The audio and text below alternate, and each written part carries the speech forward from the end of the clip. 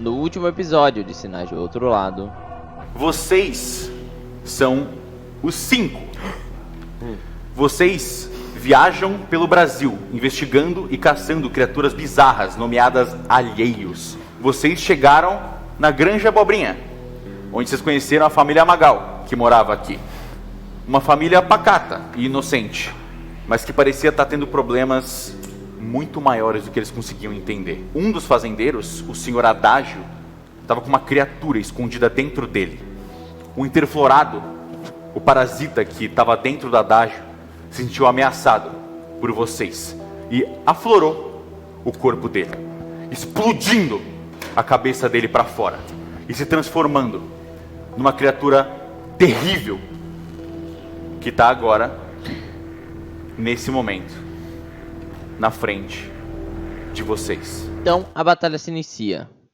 Xande utiliza seus poderes do paranormal para atacar a criatura, enquanto Lírio o atinge com golpes poderosos com sua arma. Ambos os dois conseguem atingir várias vezes a criatura e causar muito dano, mas é Chico que acaba com ela de vez. Depois de armar uma mina no chão, todos atraem a criatura até ela e ela é explodida.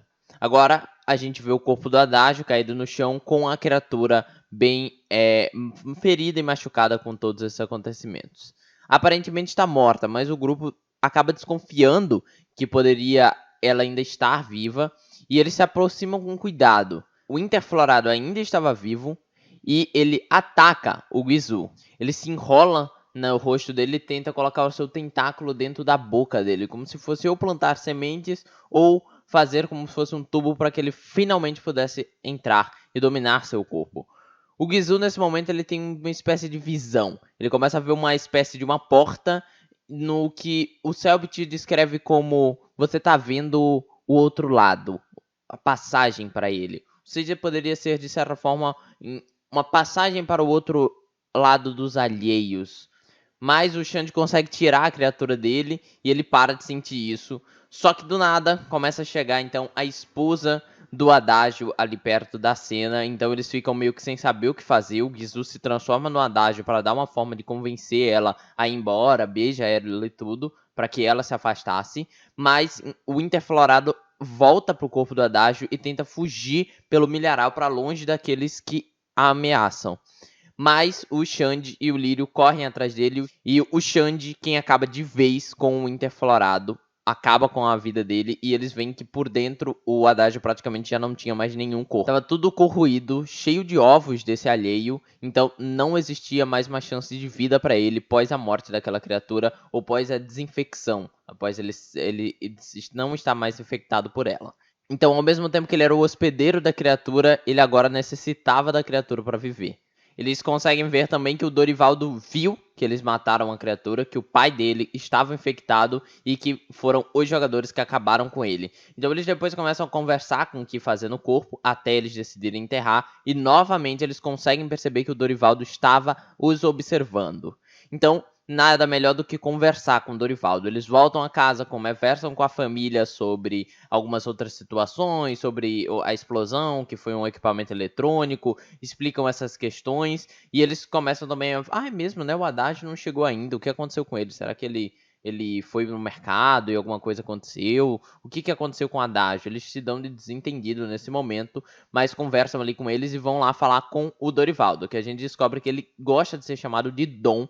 Então eles chegam no quarto do Dom, o que antes parecia ser possivelmente um outro infectado, nós percebemos que não.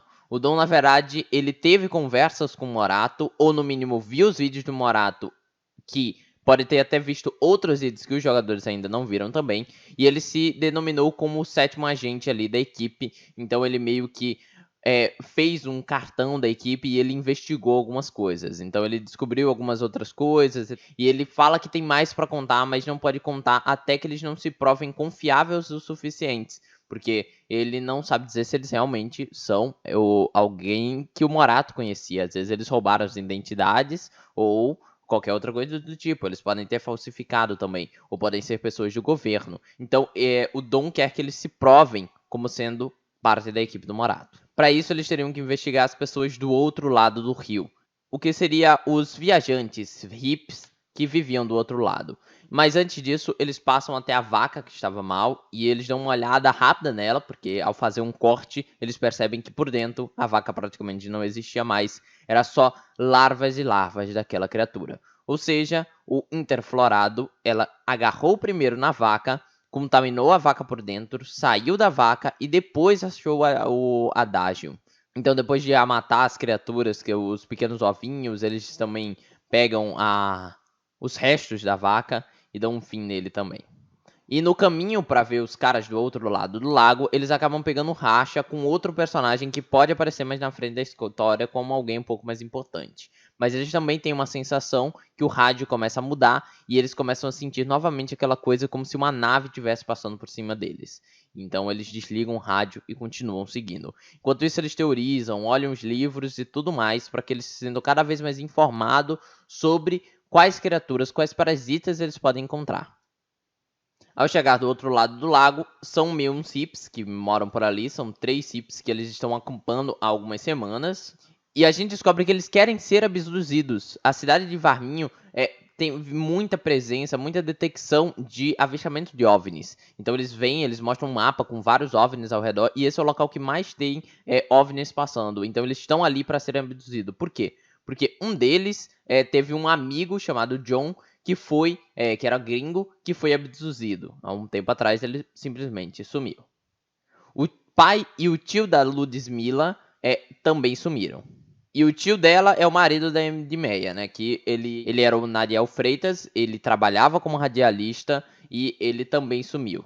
O local ele também feriria muito a enxofre e a fumaça, né? As pessoas inicialmente pensaram que isso poderia ser dos cigarros, né? Que a Edmeia ficava usando ali no local, ou as coisas que ela tacava na fogueira, mas na verdade eles começam a olhar melhor os livros e pensar que isso na verdade pode ser um parasita. A primeira dedução dele é o fumo, que é um parasita que deixa esse cheiro forte, mas a outra teoria também era um rastropoda.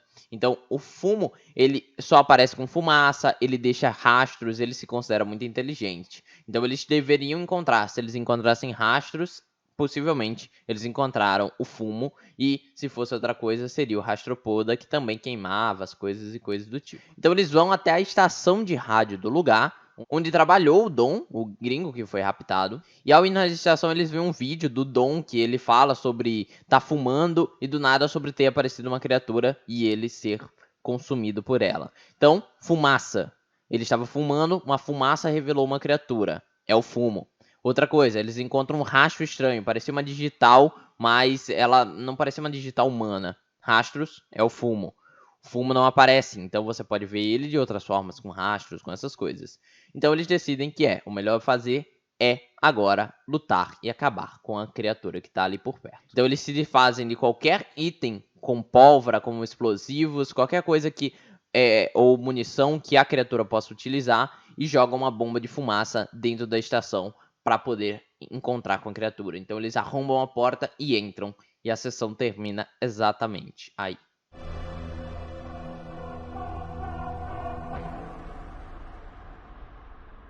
Bom, esse é o resumo, gente, do episódio 2 de Sinais do Outro Lado. Foi um resuminho rápido, porque coisas importantes aconteceram, mas não teve tantas revelações como na primeira sessão, sobre desaparecimento, sobre personagens novos aparecendo o tempo inteiro. Essa daí foi uma coisa um pouquinho mais fácil de entender e de digerir. Então deixa seu like, se inscreve no canal se quer ver mais resumos como esse. Eu também vou sempre lançar os recaps animados que o Celtic faz aqui, como uma espécie de cortes, ok? Misturado com shorts. E é isso.